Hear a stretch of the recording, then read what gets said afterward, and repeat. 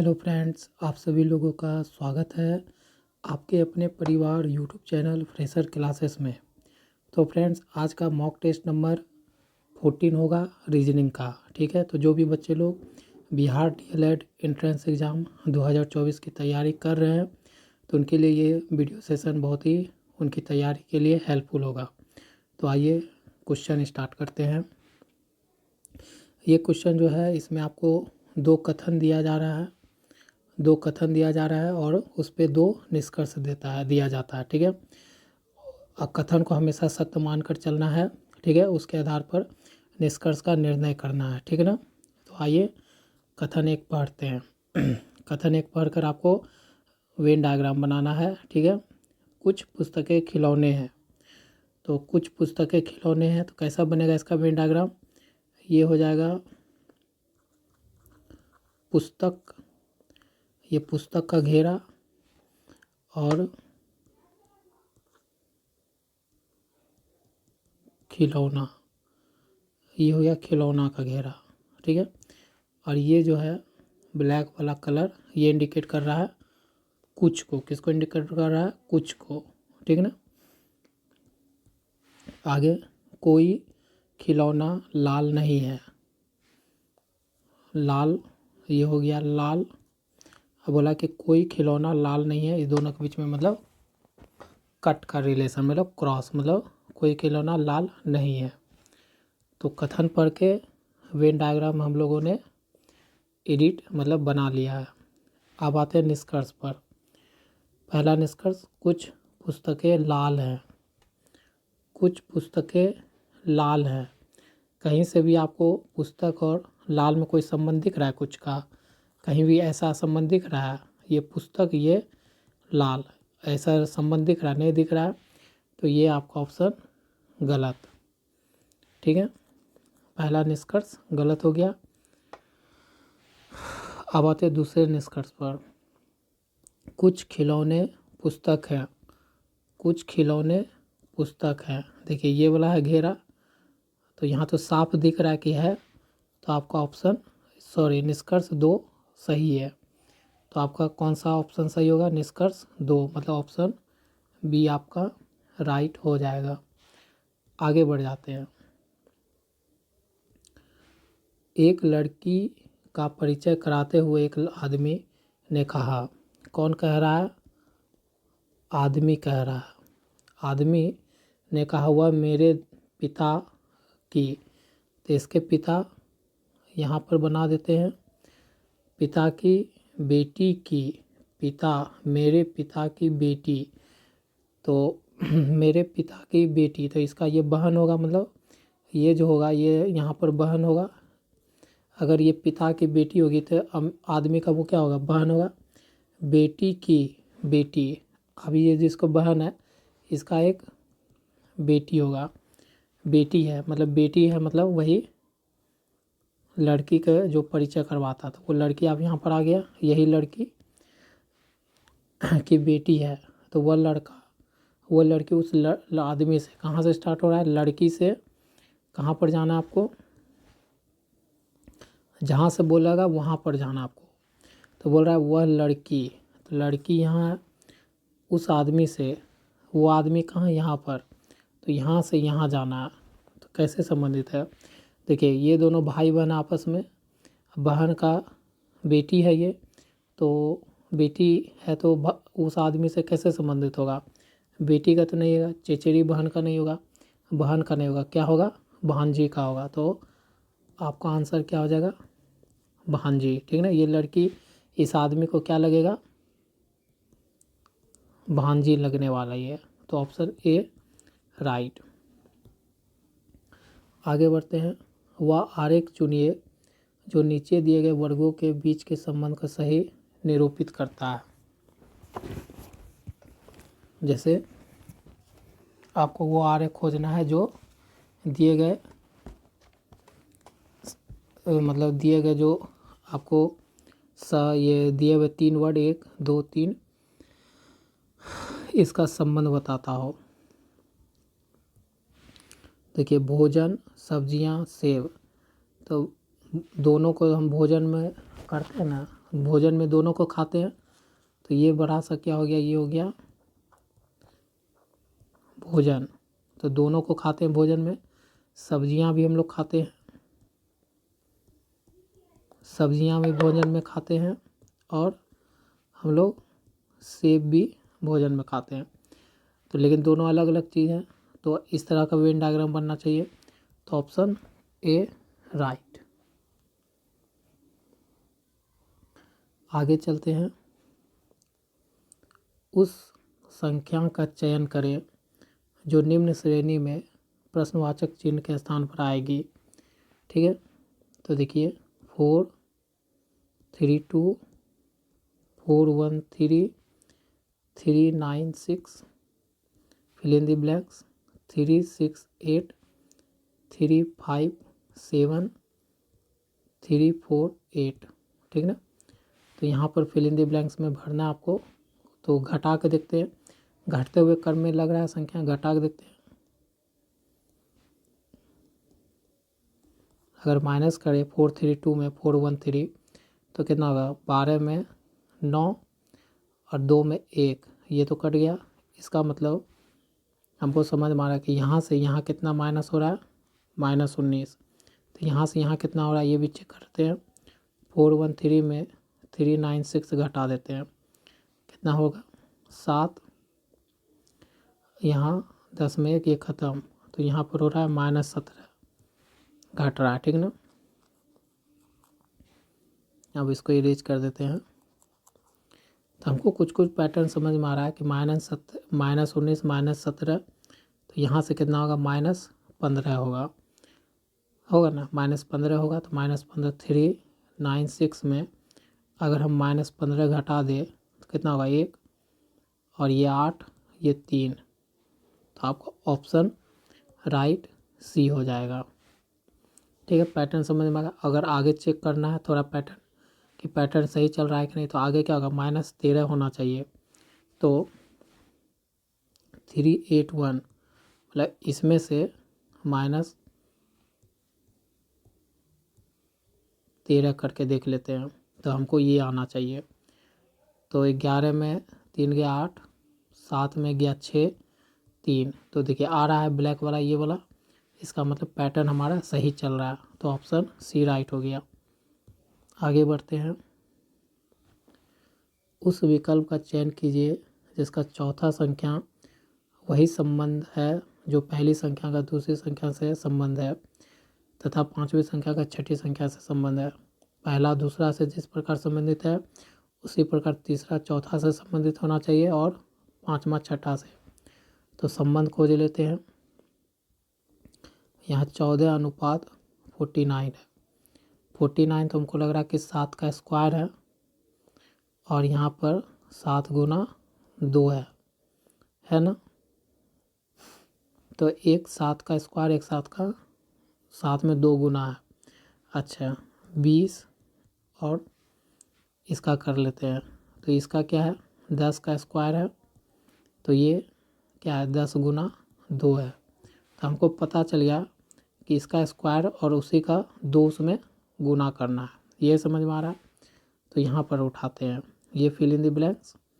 256 ये किसका स्क्वायर है बताइए, जल्दी बताइए किसका स्क्वायर है।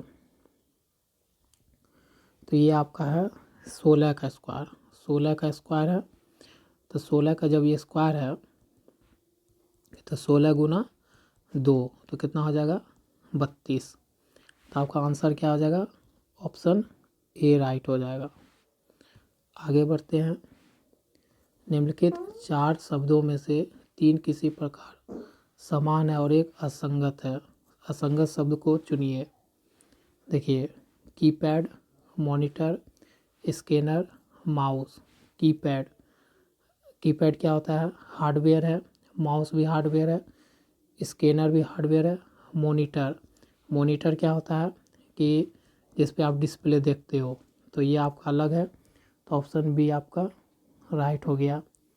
ठीक है ना, आगे चलते हैं। दी गई आकृति में कितने त्रिभुज हैं, त्रिभुज खोजना है। 1 2, इस दोनों को मिला के 3, तो यहाँ पर 3 हो गए। फिर देखिए, फिर हो गए, फिर ऐसे देखिए 1, फिर इधर से 2, फिर ये दोनों मिला के 3, तो यहाँ 3 हो गया। फिर देखिए इसको ऐसे 1 2, ये दोनों मिला के 3, 3 यहाँ से हो गया। फिर देखिए 1, फिर 2, फिर ये दोनों मिला के 3, तो 3 यहाँ से हो गया। 3 3 6 3 9 3 12, 12 हुआ ना, 12 हो गया। अब थोड़ा इरेज करते, 12 यहाँ लिख लेते हैं, ठीक ना। अब थोड़ा इसको इरेज करते हैं, 12 हो गया। अब देखिए एक यहाँ पर बन रहा है 13, एक, फिर एक यहाँ बन रहा है 1, फिर देखिए एक इस दोनों को मिला के यहाँ बन रहा, ठीक है, और एक यहाँ बन रहा, तो कितना 13 12 13 14 15 16, 16 बना, एक बड़ा वाला बन रहा 17, तो टोटल कितने हैं 17। आपका ऑप्शन सी राइट हो गया, ठीक ना।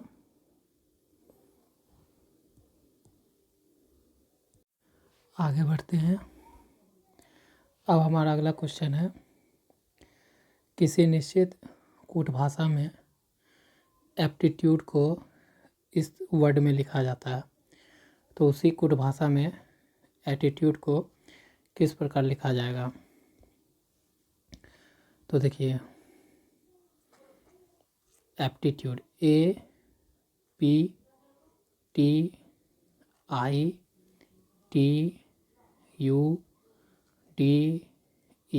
एप्टीट्यूड है, उसको क्या लिखा गया है ADEIPTTU ये लिखा गया। तो क्या क्या क्या क्या गया है देखिए, बताते हैं आपको। ये है ना 1 4 5 9 16 20 20 21, देखिए छोटा से बड़ा मतलब बढ़ते क्रम में लिखा गया है ना। जैसे यहाँ देखिए 1 16 20 9 20 21 4 5 है ना। तो इसको क्या क्या है ना, छोटा से बड़ा बढ़ते क्रम में सजा दिया गया, तो हमको पैटर्न पता चल गया। तो एटीट्यूड को लिखना है ATTITUDE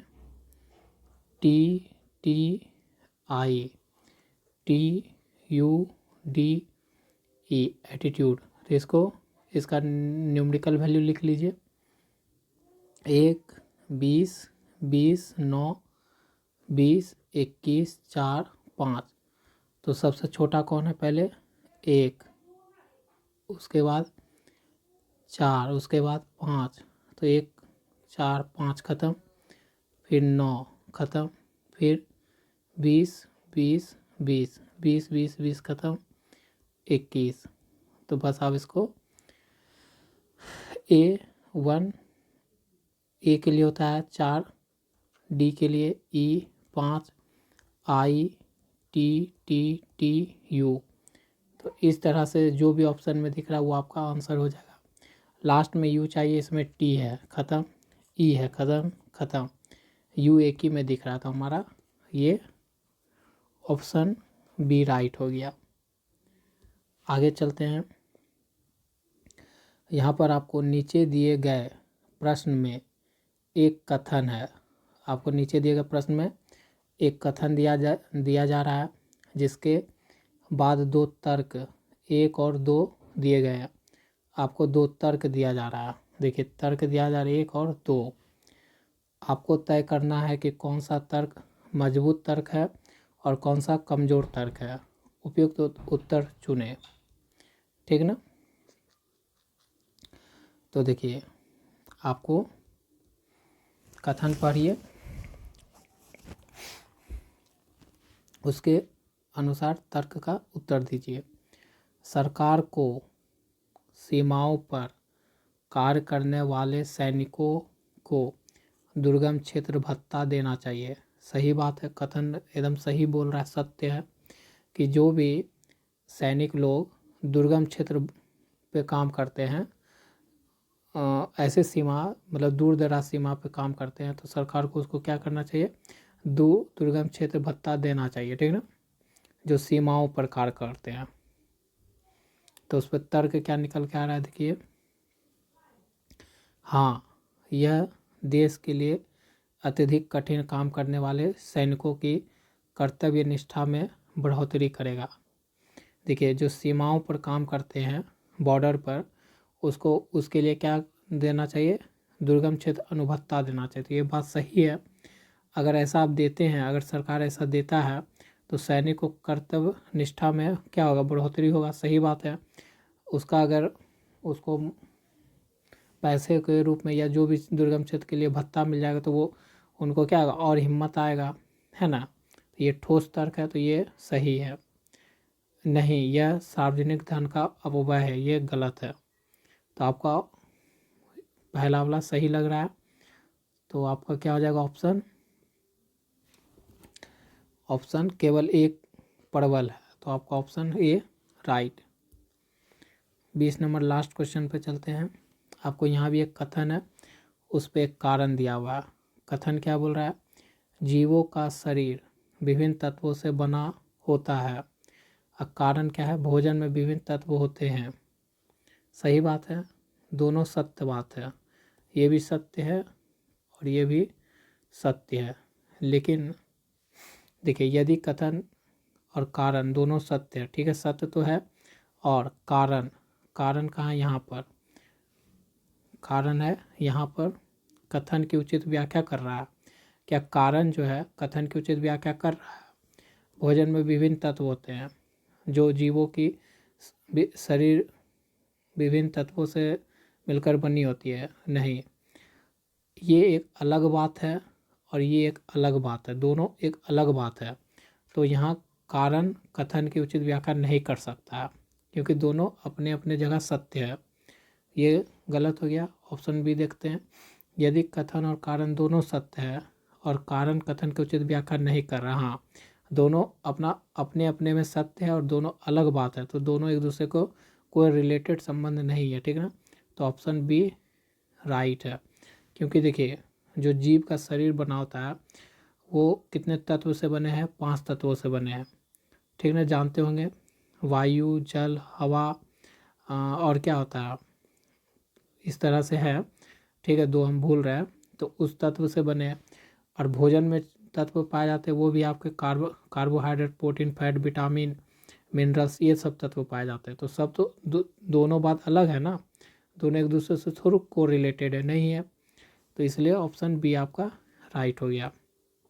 तो इस तरह से आपके 10 महत्वपूर्ण क्वेश्चन जो जिस लेवल के पूछे जाते हैं बिहार डीएलएड एंट्रेंस एग्ज़ाम 2024 में, उस पर आपको मॉडल पेपर प्रैक्टिस करवाया गया, ठीक ना। तो जो भी बच्चे लोग बिहार डीएलएड की तैयारी कर रहे हैं 2024 के लिए, तो उनके लिए ये वीडियो बहुत ही हेल्पफुल रहेगा।